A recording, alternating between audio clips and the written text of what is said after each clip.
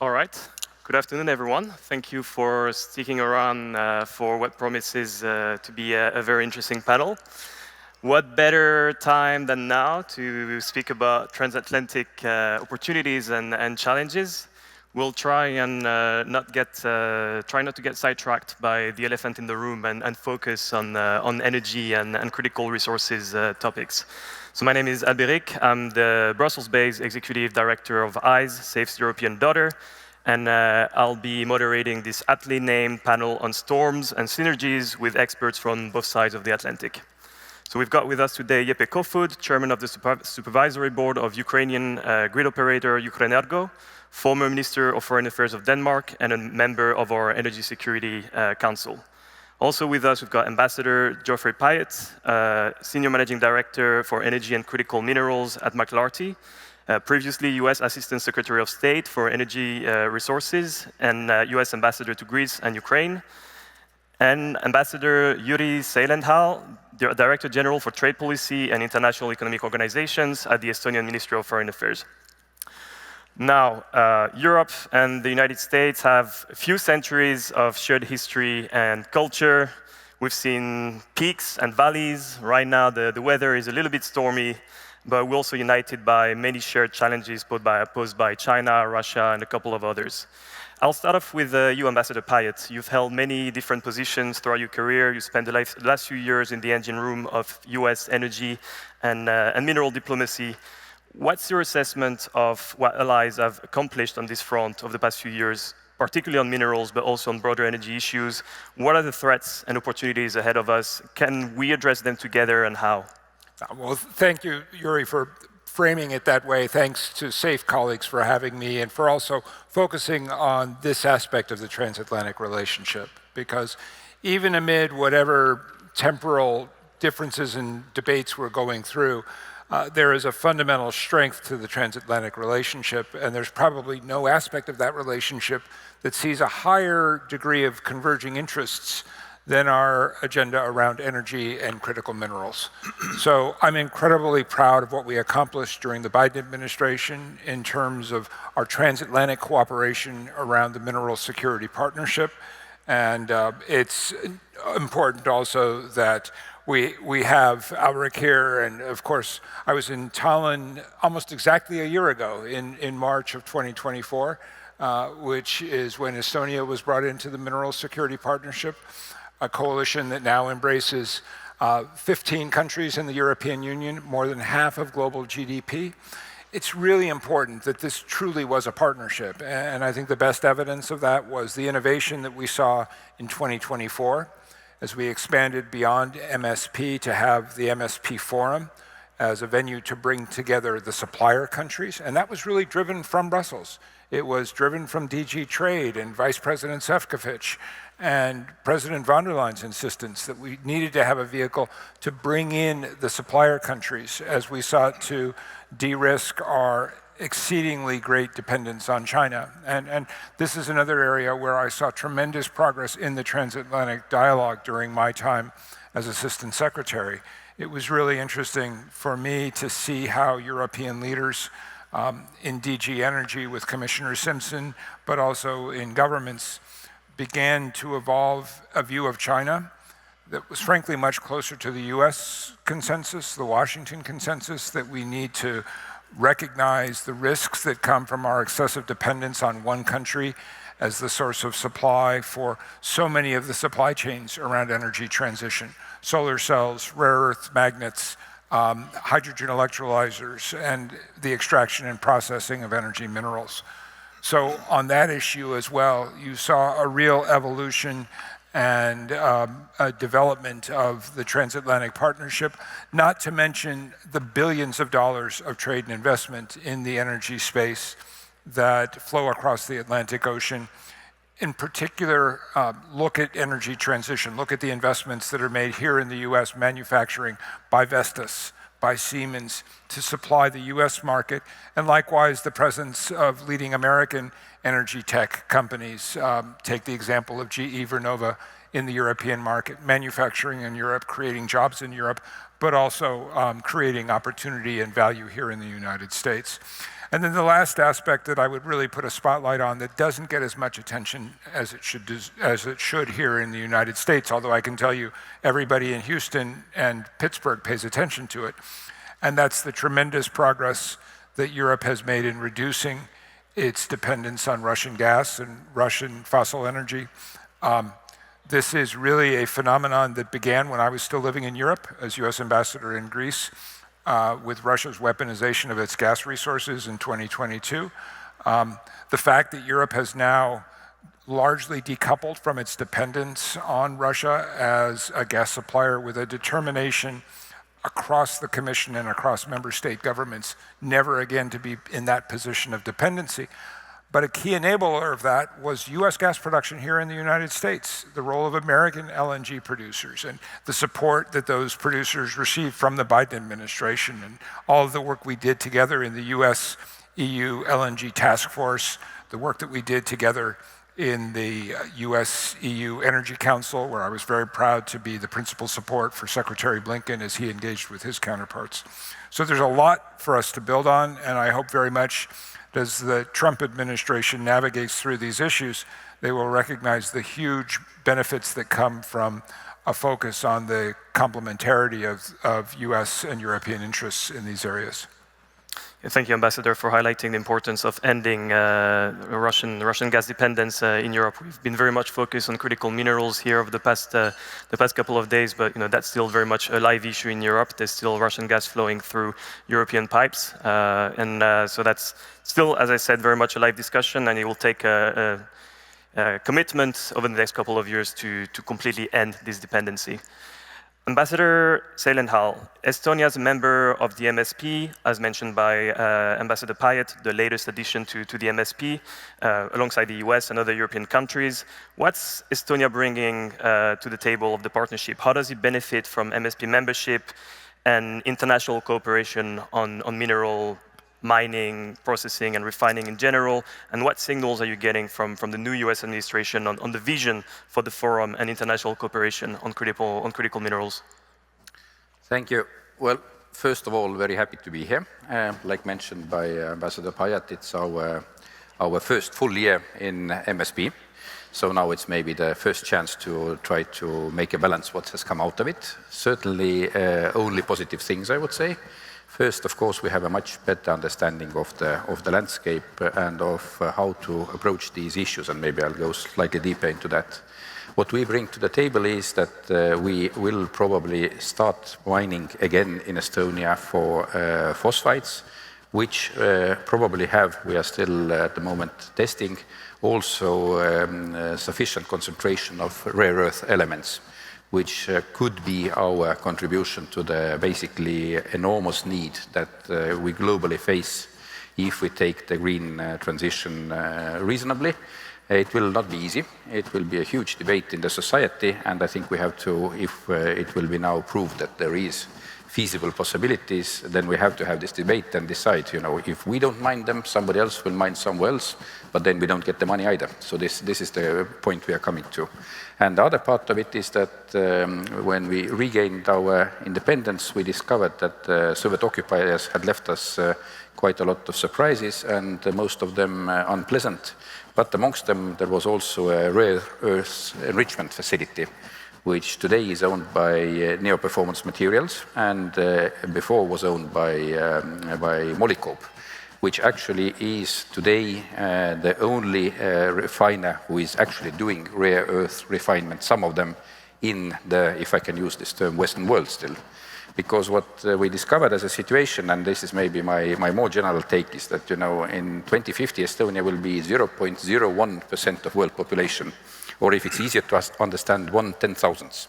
But even then, we have in Estonia people who think we can almost do everything ourselves, which is not true. I would make the claim that even if you are 3% of the world population, or 16%, and you can try to think which countries I refer to, you can't do it by yourself. I mean, we don't sew our own suits and build our own cars, and that's why we should think that we are able to do everything together.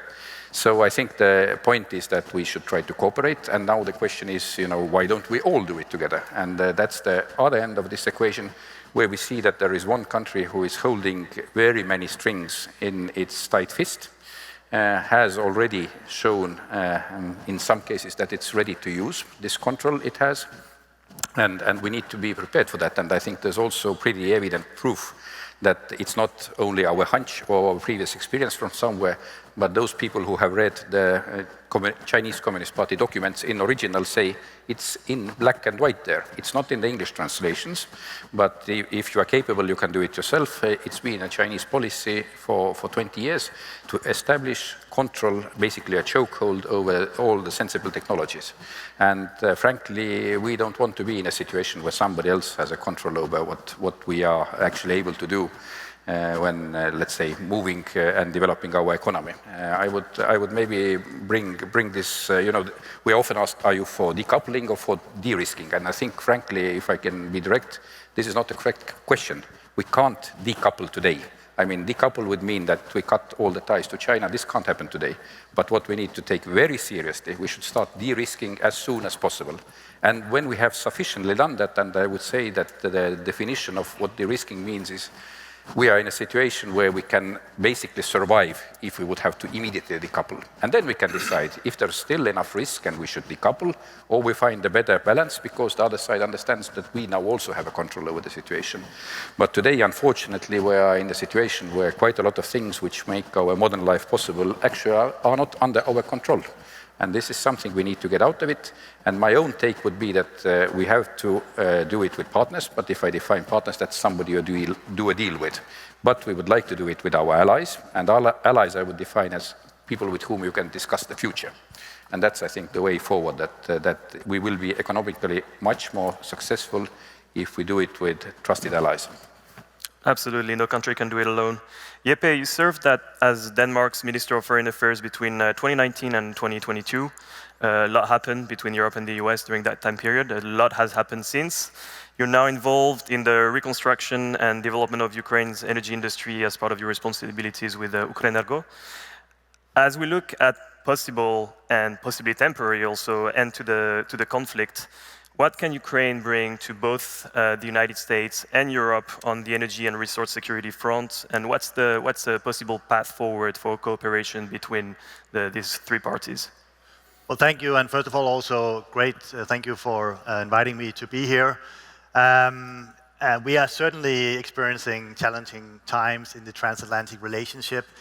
And therefore, I think it's important to focus now also on what can we do together. I mean, it's the nature that I am, even though we see very dark clouds coming up, to say the least. Coming from Denmark and also, of course, working with Ukraine, care for Ukraine a lot, I think it's a very important question you raise.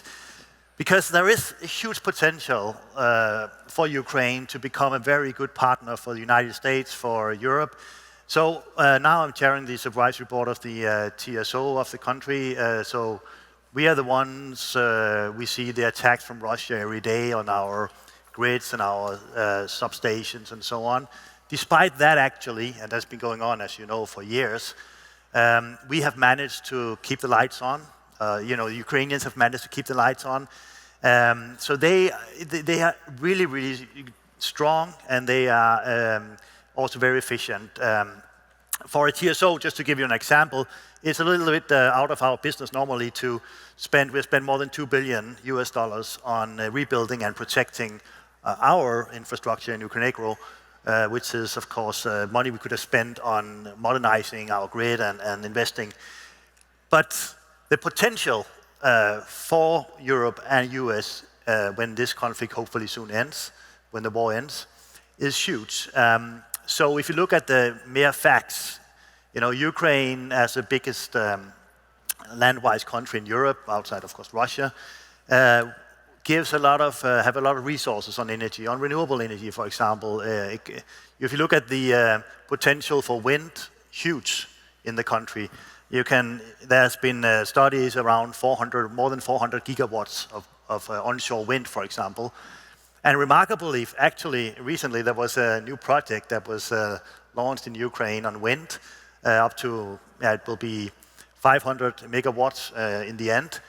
That is built an onshore wind farm by DTEC and also with Vestas wind turbines in a country that is in war. That's really unheard of. So the Ukrainians are really entrepreneurial, even as we speak. The potential is huge on gas, of course, natural gas, also biomethane. I mean, they have, I think, potential of something like 20 billion cubic meters of biomethane because it's also a farming country. So I think for us to look at Ukraine now, not only as a country which needs our help, and I think really, to be very clear, the more help we give now, the sooner this conflict will end, not the less help we give. I mean, then we'll just prolong it. But when the war is over, the potential, as I said, is huge. Energy is one thing. It can help Europe with its energy security. We still import more than half of our energy. We are very dependent, as we all know. It's very fragile in that sense, security-wise. It can help us, both US and Europe, also when it comes to critical minerals. We know that 70% of the world's titanium resources are in Ukraine, for example, and a lot of other rare earth elements and so on. So, and we have this country which have shown a remarkable strength during a wartime. So I think for all of us, it will be good if we start thinking a positive about this future. There's a lot of reconstruction that has to be done. There's a lot of integration into the European Union. This year, for example, we hope that in the enlargement process of EU that we can open the chapter on negotiation with the energy chapter with Ukraine. That will be a big achievement. If you look at this mere facts, Ukraine is further ahead of some of the other applicant countries on energy integration. And what happened, you remember in 22, in only 3 weeks, Ukraine managed to connect, to the European continental grid. There was synchronization only 3 weeks after the war started. It's remarkable. In the Baltic states, you celebrated, I think it took 18 years in February this year with the synchronization into the European grid. So I think there's a big potential. I'm very concerned about, of course, what's happening at the moment. But I think we all have a responsibility, me as a former politician and now chairing one of the key infrastructure companies in Ukraine, to tell a positive story of what we can do together in a fair way. If we do that, I think the road to peace is easier. Thank you, Jeppe, also for highlighting the many different ways in which Ukraine can contribute to European and American energy security. It's true that the minerals issue has taken up a lot of space in recent weeks, but a country this size with such strong industrial base obviously can provide a lot to the alliance. Following up on this question, so you mentioned that obviously the Ukrainian energy infrastructure is still under a lot of pressure, continued attacks, systematic targeting by the Russian army. We learned a lot about modern trenches warfare in Ukraine. The West has learned a lot from this war. There's also a lot to learn from the systematic targeting of infrastructure. So what are the key lessons for you for broader energy system design and resiliency from this war? That's a very good question, and I can give you some initial answers, but it's actually a very important point that we have to learn from Ukraine after the war is over, how they managed to protect their infrastructure and rebuild it facing the Russian constant attacks. I mean, we as I said, we have spent 2 billion just in Ukraine on this, and I saw the figure. We used more than 300,000 tons of concrete to protect our substations. So we have different layers of protection, including this. So when drones and missiles hits, they will only do limited damage, and we can rebuild fast. We have a stockpile of auto transformers that we can bring in easily from neighboring country to replace the ones that are destroyed. So we have a critical stock in place. That's something that I think we should think about. Do we have it in Europe more generally? And if we look at where we have also a lot of attacks all the time on cyber, we have built, Ukraine has built a remarkable resilience on that, where we can learn a lot, where we are behind, and the hybrid warfare that we see more and more of, I think we should prepare ourselves for. So I really think that that Ukraine can give us a lot on, also when we see, it's a little bit out of the energy area, but weapons, the way we now can produce in Ukraine much faster, much more agile, much more fitted for the situation that they are facing, is something we can learn from. So that's also a way that we can take away from this horrible war that is going on. And finally, I would say that, if you look at what the Ukrainians have suffered, I think not only the resilience, but the courage or the determination to change society, the willingness, the hungriness to do something good is also something we need. So that urgency awareness is also something we need to learn from, because we are, as we have talked about over the 2 days, in a particular situation in US and Europe. Yeah, and so thank you also for illustrating the fact. There's a very strong case for building not just critical mineral supply chains, but also, of course, grid supply chains in Europe, in the West, broadly speaking, across the Atlantic, in the face of not just the war in Ukraine, but also the increasing amount of hybrid attacks, whether cyber or physical, in the Baltic Sea, across Germany, other parts of Europe, coming from Russia, China, and non-state actors. Going back to you, Ambassador Pyatt, you also served as ambassador to Ukraine. You were there when Russia first invaded Crimea. What's your take on what we just discussed? How can the US and Europe both help and benefit from rebuilding Ukraine's energy and industrial sector? What are the lessons from the war from an energy security perspective? No, well, thanks, Albert. I think the most important lesson is embedded in what Jeppe was just describing, which is to recognize that Ukraine, and especially post-war Ukraine, is not a charity case. It's in fact a tremendous opportunity.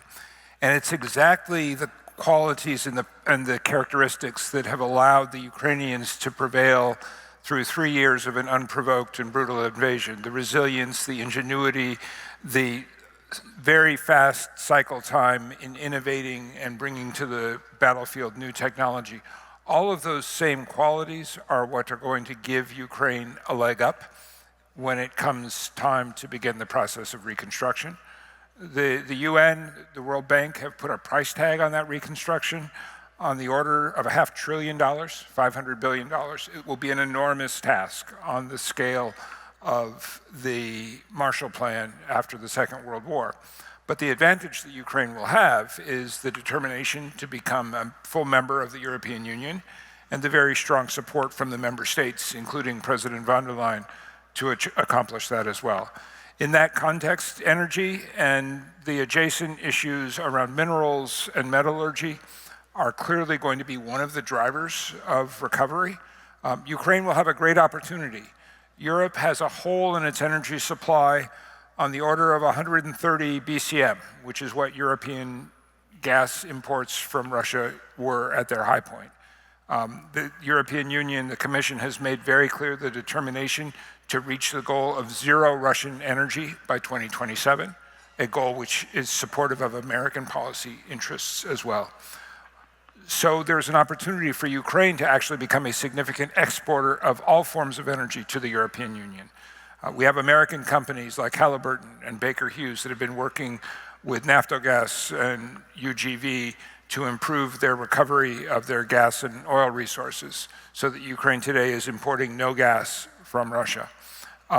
You have all of the issues that are embedded in the agreement that's being negotiated between Washington and Kyiv on resource cooperation.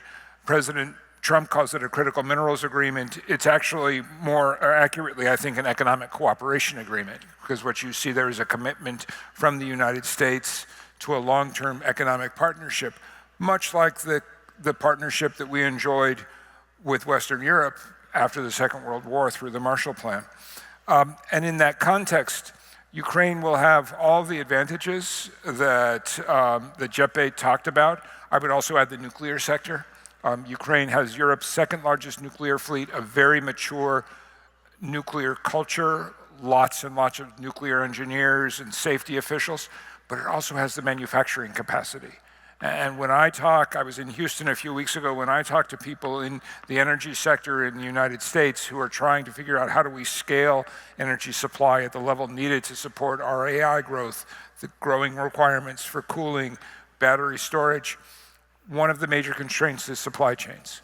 So the historic role that Ukraine has had with turboatom, which is where the Soviet Union manufactured its big nuclear enclosures, with all of the aerospace industry around Dnipropetrovsk and the technology that it takes to manufacture aircraft wings and helicopter turbines is exactly the same technology that you need to manufacture at scale things like wind turbines and wind pylons.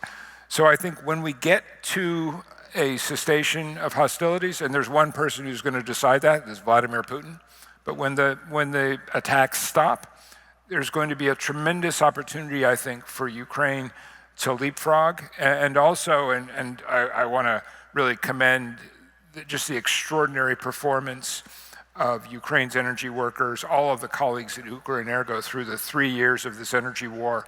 But there's going to be tremendous potential to rebuild. And what Ukraine is going to rebuild is not going to be a Soviet-style coal-powered energy system.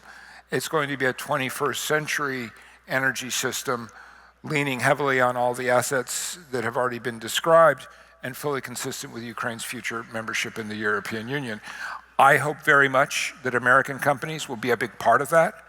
That's part of my job now that I'm at McClarty, is to help facilitate connections between American and Western companies looking to navigate opportunities like Ukraine represents. And I also will say, because I discussed this directly in a meeting that President Zelensky had behind closed doors during the UN General Assembly, I know that President Zelensky and the Ukrainian government also want that engagement from American companies. And so we have a lot of work to do here in Washington to get ourselves organized as Team America before the next Ukraine Recovery Conference that happens the second week of July in Rome. Absolutely, I don't think we'll be. There's room for both American and European companies in Ukraine. We won't be too many. There's plenty of needs and opportunities for everyone. Ambassador Seilenthal, Estonia has been one of Ukraine's strongest allies. The Estonian people, government, private sector have all been contributing significantly to the war effort. On the energy and dual-use technology front, your country is also a strong driver of innovation, home to one of the few rare earth processing plants located in the West. What are Estonia's vision and plans to strengthen your critical mineral and advanced manufacturing supply chains, both on the energy and defense front? What challenges do you face? Are there lessons and opportunities for other allies? Well, that's a complicated question, because I think first, if I can come back to what you said, I think we talked very much about the Ukrainian energy infrastructure, but I think it's still worth mentioning that, you know, bombing hospitals, everybody recognizes it's a war crime, but also bombing energy infrastructure is a war crime, and it has become almost normal. And also, I think, you know, when we think about energy resilience in Ukraine, Ukrainians asked us for the old type generators, and we thought, you know, maybe it's not a good idea, you know, they are basically at the end of their life cycle, and, you know, we'll be decommissioning them in a year or two, and they were as spare capacity. But Ukrainians said, no, this is what we need now, because we'll plug it in to where something has been destroyed and we get it running immediately. But I think in the longer term there will be huge opportunities. And here I would also put in a word of caution. Maybe quite a lot of countries who, how might I term it, haven't exactly been supportive of Ukraine are extremely eager to participate in reconstruction. And we have to keep, and I specifically refer to the Chinese, of course, who have said that they are ready to do whatever for Ukraine when the conflict ends and so on. I think we have to be very careful that when we see the end of this, we must arrive at a result, because I don't think there will be let's say, the ideal peace dividend world of the 90s or the beginning of this century. And we have to see that we will not lose the game when we have so much supported the Ukrainians to win at that stage. That, you know, if there will be maybe 2 or 3 different groupings in the world, first we have to make sure that Ukraine is on our side, and second, then it also means that we will help them to reconstruct, but it will also have to mean that they will have to be part of our economic ecosystem. What concerns the Ukrainian minerals, this is of course a very, very interesting question, but we have to keep in mind that in Ukraine also geological surveys are rather old, but experience says there will be a lot of possibilities.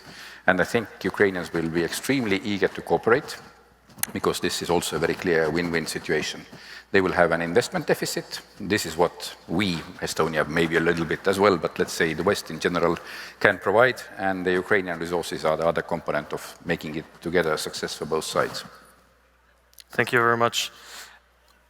We've got 5 minutes left, so I'd like to use the time, because I know there's many other issues we didn't have time to cover. We talked about Ukraine a lot, which is very important, but I'd like to ask each of you to very briefly lay out what you think a pragmatic, realistic way forward and priorities for the Transatlantic Partnership should look like for the next 5 years, starting with you, Ambassador Payet, then you, Jeppe, and then you, Ambassador Seilenhal.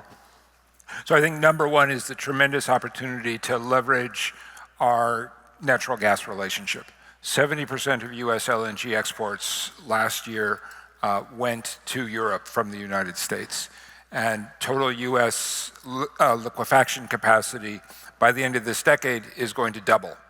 And that means the United States will be by far the world's largest LNG producer.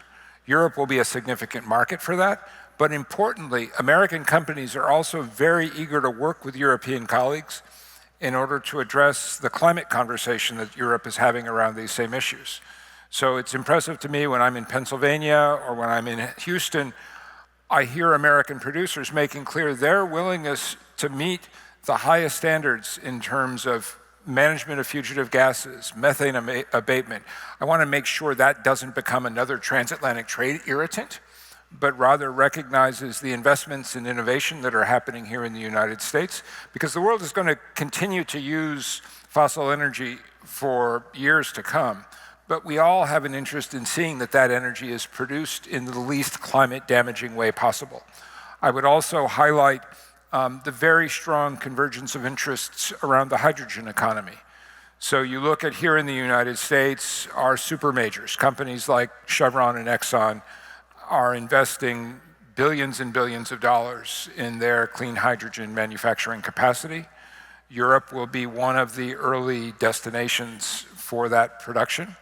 And figuring out how we grow what for now is a very small industry and manage the crosswalk as Europe begins to generate demand for this cleaner hydrogen, and as the US leverages the capacity that we have. And then the last point that I would make in this context, just because we're at SAFE, I think it's really, really important that we as Americans, and especially Americans who are concerned about national security, think through what it means for the United States to be the largest oil and gas producer in the world, and how we leverage that to advance America's national security.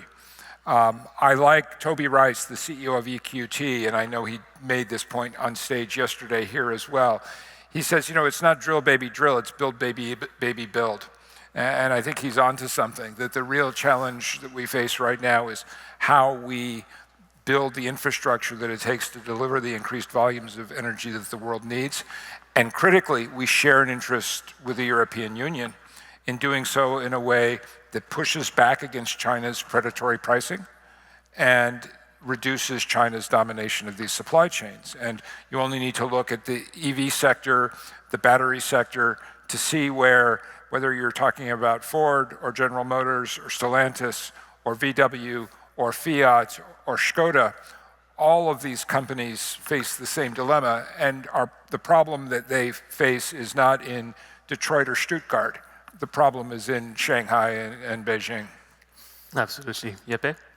Yeah, well, first of all, I agree very much what you just said, Ambassador, about what we should do, but also what we share, Europe and the United States, is these high standards when we produce energy, which is not shared by the rest of the world to the same extent. So when we build our energy resilience and when we expand our energy production also in Europe, we should, I think, work together on enforcing these standards and, of course, putting pressure on the ones who are not fulfilling these standards. And there's There's an argument for tariffs against the ones who are not following our standards, not only for energy, but also for critical minerals and the opaque supply chains that we see from China and other places.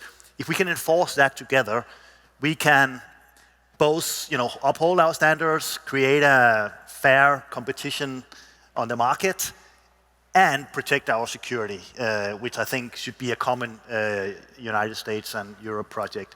And then finally, I hope that we will zoom out in this troubled time and see what serves our national security interests best. Is it to diverge in our economic policy like we're doing at the moment, and this afternoon, I guess, will be another testimony to that? Or will we try to figure out how United States, Europe, and allies around the world that share values and standards and market economy, how we protect that type of model in a world where these principles are under heavy attack? We cannot compete with China, which is not a market economy, if we do not bring our force together. I think that's my main message. Ambassador, you have the last word. Yes, thanks. Well, yes, from the very wide view, EU-US trade is 4 billion a day, so it's like a beautiful waterfall. Yeah. When this attempt to stop the waterfall will go away, which I hope, then we can enjoy actually our cooperation and the fruits of basically the comparative advantage, which is the economical turn of that. You mentioned gas. I was very surprised when we asked the Estonian gas company how much of the gas is US, and they said 80% is US, because we didn't have long-term contracts with Russia. We cut off the gas ties with Russia, so majority of our gas already is American. Not much to improve, but maybe a little bit still. And also, what we didn't have time to discuss on top of that, I think for the future, military expenditure will go up. That will mean quite a lot of new kit, and where you look where you can buy the kit in the world, the US is one of the places. So I think that will also be something which will help us over these troubled waters. Thank you.